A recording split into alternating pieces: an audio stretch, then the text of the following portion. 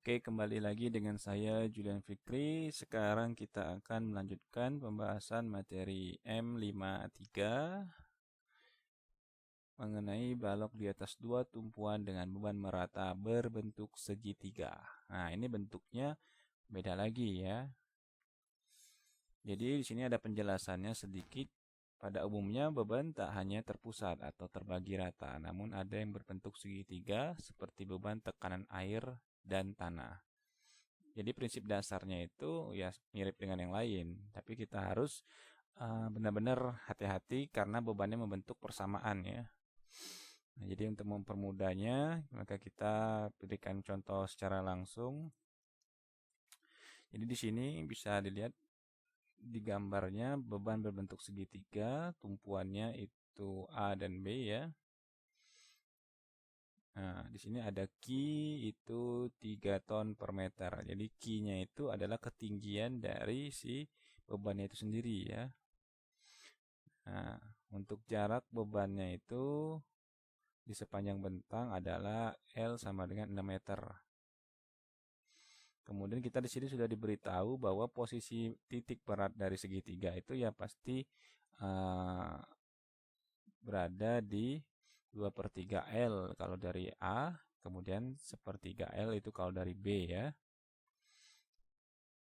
Jadi dulu kita pernah belajar geometri ya. Jadi untuk mencari titik tengah-tengah itu titik beratnya kita harus mencari setengah dari sini, kemudian setengah juga dari titik sini, kemudian setengah dari titik sini ya. Nanti ya ketemu titik tengahnya. Seperti itu. Oke. Setelah semuanya sudah cukup jelas, kita lanjutkan mencari beban Ki atau beban terpusatnya ya, Ki besar. Nah, untuk beban segitiga, Ki besarnya itu adalah setengah Ki L. Itu sama seperti rumus segitiga pada umumnya ya. Jadi panjangnya itu adalah 6 meter, tingginya itu 3 ton per meter, setengah dikali setengah ya. Didapatkan nilai sebesar 9 ton Q-nya itu. Jaraknya kita sudah ketahui, posisinya, Q-nya juga sudah kita ketahui. Kita bisa lanjut mencari reaksi di titik A dan reaksi di titik B. Karena bebannya ini tidak simetris, kita harus menggunakan persamaan momen. Ya. Pertama-tama kita gunakan persamaan momen di titik B. Momen titik B sama dengan 0, berarti kita kunci di sini titik B. Semua gaya kita arahkan ke titik B. Pertama dari sisi kiri itu ada gaya RA, itu ke titik B itu positif. Jaraknya adalah 6 meter. Ini. Kemudian ada apa lagi? Ada Q. Q ke titik B itu jaraknya 1/3 L. Karena dia ke arah kebalikan dari jarum jam bermuatan negatif ya. Di sini sama dengan 0 karena tidak ada lagi gaya. Nah, kita selesaikan langsung, dia langsung berbentuk seperti ini ya. Saya persingkat saja. Nah, ini tinggal kita selesaikan matematikanya. Didapatkan 3 ton. Jadi beban yang diterima di titik A itu adalah 3 ton. Makanya reaksinya 3 ton. Kemudian kita mencari reaksi di titik B. Untuk mencari reaksi titik B, kita gunakan persamaan momen di titik A sama dengan 0. Kita kunci di titik A. Kemudian gaya-gayanya kita reaksikan ke sana. Ada RB, kemudian ada Q. Ya, RB dikali dengan jaraknya L. Bermuatan negatif karena dia kebalikan jarum jam. Kemudian Q-nya itu positif karena searah jarum jam dan jaraknya adalah 2/3 L. Kita selesaikan semua, didapatkan RB sama dengan 6 ton ya. Kalau kita lihat di sini RA 3 ton, RB 6 ton, itu sama totalnya dengan Q, berarti dia sudah oke ya. Kita kalau kita masih ragu-ragu, kita gunakan persamaan sigma gaya vertikal harus sama dengan 0. Gaya apa aja yang ada? Ada RA ditambah RB ditambah bukan ditambah, dikurang ya, karena Q itu ke arah bawah, dikurang Q besar harus sama dengan 0. RA-nya itu 3 ton, RB-nya itu 6 ton, dikurang 9 ton, sama dengan 0, berarti tidak oke ya. Nah, selanjutnya kita mencari jarak X-nya ya. Nah, cari jarak X seperti biasa ya, karena beban di sini itu dia berbentuknya persamaan ya. Jadi kita harus mencari jarak X-nya biar mendapatkan di mana momennya, kemudian di mana gaya lintangnya. Nah, untuk penyelesaiannya, kalau dalam kasus beban segitiga ini ya cukup khusus. Jadi untuk mencari bidang momen, kita terlebih dahulu mencari bidang lintangnya dulu ya, agar diketahui letak bidang D yang bernilai 0. Karena kalau dia sudah tahu di mana bidang D-nya 0, otomatis momennya itu kita asumsikan bakal maksimum, seperti itu ya. Nah, jadi dengan cara tersebut kita cari dulu di mana bidang D-nya yang bernilai 0 ya, dengan cara kita menggunakan variabel X. X itu kita anggap suatu jarak yang bergerak dari A ke B ya, jadi dia bisa geser-geser. Nah, A sampai B. Jadi misalnya X-nya kita masukkan 1 meter, berarti nanti semuanya dikalikan 1 meter, itu X-nya ya. Sampai terakhir, kalau di titik B X-nya itu 6 meter, kalau di titik A berarti X-nya sama dengan 0 ya. Nah, di sini kita mendapatkan persamaan. Dari gambar sini kita bisa melihat bahwa tinggi di sini itu adalah Q ya. Berarti kalau misalnya kita ambil jarak X sembarang ya, X, otomatis tinggi di sini itu adalah, kalau persamaannya ya, kita menggunakan persamaan linear seperti itu ya, segitiga kecil dengan segitiga besar seperti itu ya. Berarti kalau misalnya mau mendapatkan, kita sebut yang tinggi ini adalah Qx, otomatis persamaannya adalah X per 6 dikali 3 ya. Karena di sini X, di sini 6, di sini 3 ya. Jadi kita menggunakan persamaan seperti ini ya. Kalau misalnya ini adalah Qx ya, per 3, seperti itu ya. Atau gini aja, kita biar sama-sama, berarti sama dengan apa di sini? X per jaraknya 6. Jadi sama-sama di sini. Qx itu jaraknya adalah X, 3 ton itu adalah jaraknya 6 meter ya. Jadi untuk mencari Qx itu otomatis X per 6 dikali 3. Ini pindah ke sini ya. Oke, cukup jelas ya kalau menurut saya ya. Nah, dari segitiga kecil di sini kita bisa mendapatkan Q besar X-nya. Nah, Q besar X-nya otomatis adalah si Qx ini tadi dikalikan jaraknya, ya adalah X, seperti itu ya. Nah, jadi kalau semua hal ini kita jadikan suatu matematis, suatu persamaan matematis, seperti ini jadinya. Qx itu adalah X per L dikali Q, atau sama dengan X per 6 dikali 3. Kita sederhanakan lagi menjadi X per 2. Ini dicoret-coret ya. Jadinya X per 2. Kita ambil X per 2.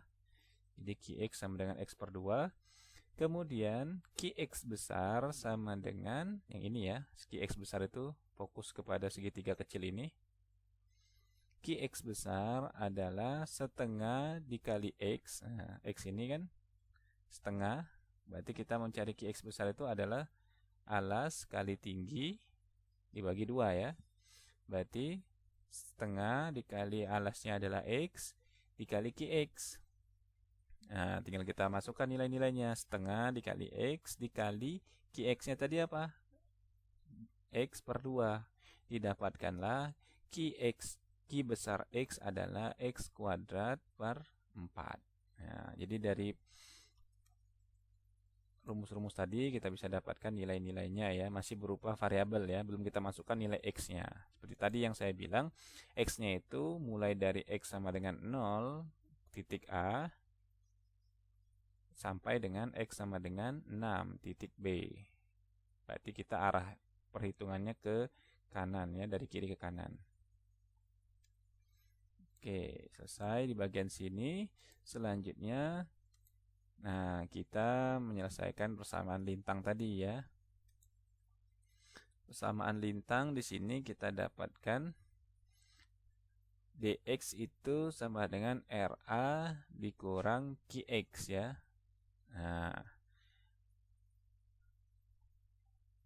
Nah, di sini ya. Nah, kalau misalnya lintang di titik sini, itu apa saja sih gaya-gayanya? Kalau kita lihat dari sini ada apa dari kiri ke kanan, kita kan kalau biasa mencari gaya lintang itu misalnya mau cari di titik X atau di sini posisinya, berarti gaya-gayanya dari sebelah kiri ke kanan kita ambil. Berarti ada apa aja? Ada RA, kemudian pada saat sampai ke QX dia dikurangi, pada saat sampai ke ini dia dikurangi oleh QX di sini ya, ada gaya lain. Berarti kita bisa bikin rumusnya, gaya lintang di titik X adalah RA dikurangi dengan QX. Kemudian kita masukkan nilai-nilainya di sini. RA itu RA tetap, QX adalah yang tadi sebelumnya, X kuadrat per 4. Nah, di sini kita mau memposisikan gaya lintang di titik X itu sama dengan 0. Kenapa sama dengan 0? Karena kita sudah pernah bahas kalau gaya lintangnya sama dengan 0 itu berarti momennya nanti maksimum di situ ya. Berarti kita jadikan 0. Berarti kita tinggal kasih D titik X sama dengan 0. Berarti RA min X kuadrat per 4 harus sama dengan 0.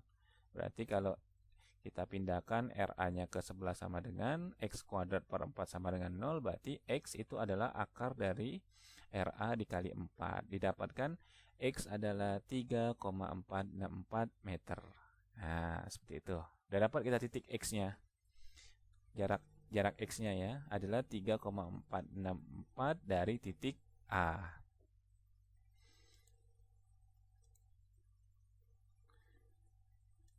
Oke, kita lanjutkan. Nah, jadi kalau kita sudah mendapatkan apa namanya tadi titik X-nya itu, kita tinggal mencari gaya lintangnya ya. Atau nanti momen juga bisa langsung dicari. Tapi sekarang kita coba mencari gaya lintang dulu. Kalau gaya lintang kita bisa menggunakan langsung persamaan yang sebelumnya. Yang ini ya harus diingat. Nah, ini RA min X kuadrat per 4 ya. Saya tuliskan aja dulu biar enggak lupa. Berarti dx sama dengan RA min X kuadrat per 4. Oke, kita turun ke slide selanjutnya.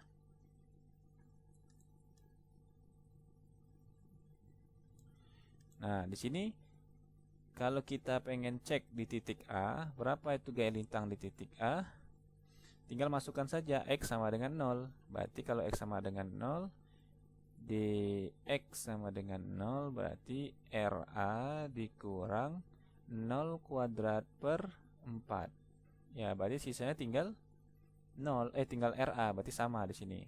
Berarti di titik sini, titik 0 itu sama dengan RA. Oke. Kemudian di titik X ya otomatis 0 ya tadi. Kalau dia di titik X itu sama dengan 0. Nah, kenapa bisa 0? Kita coba saja ya. Kalau misalnya masih kurang percaya, coba kita masukkan dx sama dengan kita masukkan X-nya tadi berapa ya? 3,464. Nah, gitu. Kalau misalnya masih kurang percaya, dx sama dengan 3,464 3,464 ya. Berarti sama dengan berapa tadi? RA min X kuadrat per 4. Berarti X kuadratnya ini sama dengan 3,464 kuadrat per 4 ya. Coba berapa? 3,464. Saya coba keluarkan kalkulator di sini biar kita sama-sama itu ya. Sama-sama menghitungnya. Sini saya coba 3,464. Nah, ini kok nggak mau ya. 464 kuadrat dibagi 4. Nah, sama dengan 2 berapa nih? 2. Oh, bukan. Kenapa jadi square ya? Salah saya. Salah pencet di sini. 3,464 pangkat 2. Benar ya? Oh, benar.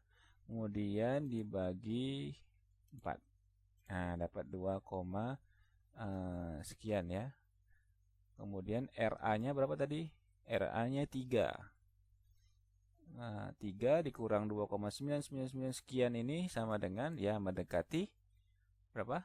0. Seperti itu ya. Ini jadi kalau misalnya angka di belakang koma yang kita panjangkan itu nanti bakal mendekati sama dengan 0. Jadi bisa kita buktikan bahwa gaya lintang di titik X sama dengan 3,464 tadi itu adalah 0. Seperti itu ya. Oke. Ya, kita dapatkan. Berarti kita setelah dari RA dia melengkung karena ini beban merata jadi melengkung sedikit. Nah, bebannya itu berbentuk segitiga jadi dia melengkung. Kemudian kita masukkan X sama dengan 6 ya, tinggal kita masukkan saja misalnya DX sama dengan 6, berarti dia RA min X square atau X kuadrat per 4. RA nya tadi 3 dikurang 6 kuadrat per 4 berapa nih? 6 kali 6 36 dibagi 4 berapa? 9, berarti minus 6 ton. Nah, berarti dia berada di titik sini, turun ya, seperti itu ya. Kembali ke titik 0. Jadi bentuknya dia agak melengkung seperti ini. Inilah gaya lintang dari balok di atas dua tumpuan dengan beban segitiga. Selanjutnya kita mencari momen. Nah, di momen tinggal masukkan saja nilai X-nya tadi ya. Karena kita sudah yakin bahwa kalau nilai lintangnya 0 berarti momennya maksimum. Masukkan seperti ini. Momennya RA dikali X dikurang QX dikali X per 3. Seperti itu ya. Kita masukkan nilai-nilainya. RA-nya itu sama dengan 3. Jaraknya adalah X. Ya, otomatis. Kemudian QX-nya tadi adalah ini. Nah, ya. Jaraknya adalah X per 3. Itu ya. Kemudian dihasilkan 3X min X pangkat 3 per 12. Nah, ini menjadi persamaan parabolik karena dia pangkat 3 ya. Nah, kalau persamaan parabolik, kita masukkan nilai X-nya tadi ya. Sama dengan X3, masukkan nilai-nilainya. Momen max di sini menjadi 6,928. Jadi kita bisa lihat momennya itu berbentuk melengkung sampai ke titik maksimum, balik lagi ke titik B ya, dari titik A ke titik B. Nah, kalau dilihat dari sini, dia momen maksimumnya itu lebih condong ke arah B ya, karena otomatis di sini bebannya lebih berat ke B ya, segitiganya seperti itu. Nah, setelah selesai semua momen sudah kita dapatkan, kita bisa gambarkan semuanya ya. Nah, di sini teman-teman kalau misalnya pengen mencari berapa sih momen yang ada di titik misalnya 2 meter di sini misalnya, ya tinggal ganti saja nilai X-nya itu sama dengan 2 meter misalnya, nanti bisa didapatkan. Semakin misalnya teman-teman hitung per 1 senti misalnya, semakin nanti terbentuk lengkungan seperti ini ya. Kalau ini saya cuma mencari titik-titik yang ekstrim saja. Titik 0, maksimum, dan 0 lagi ya, seperti itu. Oke, nah ini terakhir ya, kita bikinkan sejajar agar terlihat diagram gaya lintang dan momennya dengan jelas ya, posisi-posisinya itu ya. Ini adalah lintang, ini adalah diagram momen. Oke, baiklah itu saja. Semoga bisa dipahami. Terima kasih.